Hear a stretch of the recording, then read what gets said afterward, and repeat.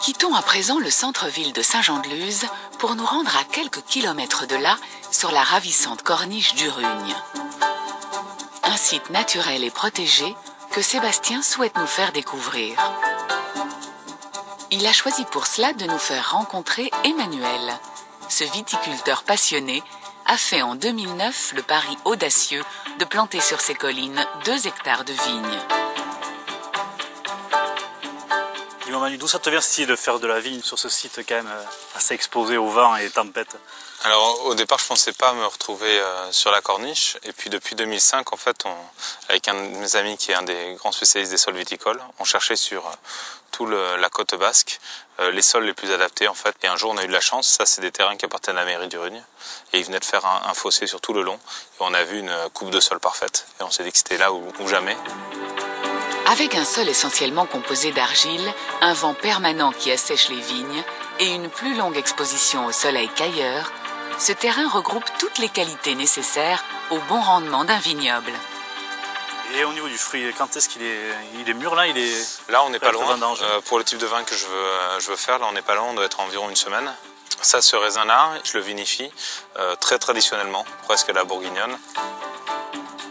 Mais si une partie de la récolte d'Emmanuel est vinifiée traditionnellement dans un chai, l'autre en revanche est travaillée dans un lieu bien loin de tout ce que vous pouvez imaginer, au beau milieu de la baie de Sokoa. Non, vous ne rêvez pas, c'est bien sous l'eau, dans ces larges cuves blanches, qu'Emmanuel vinifie son vin. Un concept incroyable, totalement inédit en France. Donc voilà, ici on voit bien où sont les cuves, sur le bateau noir de plongée. Il est amarré sur une bouée jaune, voilà, et c'est à la verticale de cette bouée. Les cuves sont à 15 mètres sous l'eau. Les cuves vont rester immergées pendant plusieurs mois dans l'endroit le plus calme de la baie. Le but, obtenir un vin très légèrement pétillant et unique en son genre. Comment ça t'est venu cette idée de mettre des fûts en immersion? Alors en 2000 j'étais en Argentine, où je faisais de l'effervescent en cuve là-bas. Et j'avais été étonné de la dépense d'énergie colossale uniquement pour reproduire des conditions physiques qu'on a classiquement dans le milieu marin, c'est-à-dire une stabilité de température entre 10 et 13 degrés, la pression et l'agitation. Et ça Manu, ça existe ailleurs ce procédé ou... Non, en fait, donc moi ce qui m'intéresse c'est vraiment travailler fermenter le vin sous l'eau. Et ça se fait nulle part. Quand j'ai déposé le brevet, on a recherché, en fait les seuls qui ont mis de l'alcool en vrac sous l'eau sont des Japonais dans les années 50. Mais la douce folie d'Emmanuel ne s'arrête pas là. Si vous croyez qu'il fait vieillir son vin dans une cave traditionnelle, détrompez-vous. C'est tout bonnement au cœur de l'ancienne réserve à poudre du fort de Sokoa qu'il a installé ses chais de vinification. Un lieu qui était voué à la destruction et qu'Emmanuel a entièrement réhabilité. Donc voilà la cave ou les chais. Donc là, c'est l'espace où j'entrepose tout le vin. Ce bâtiment donc, date de la fin du XVIIe, mais depuis 3 siècles et environ 50 ans d'utilisation à peine.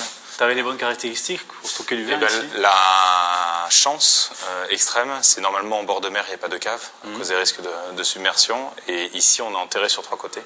Donc on a une stabilité de température, on est en pleine obscurité, ce qui, pour mon métier, est parfait. Mais assez parlé.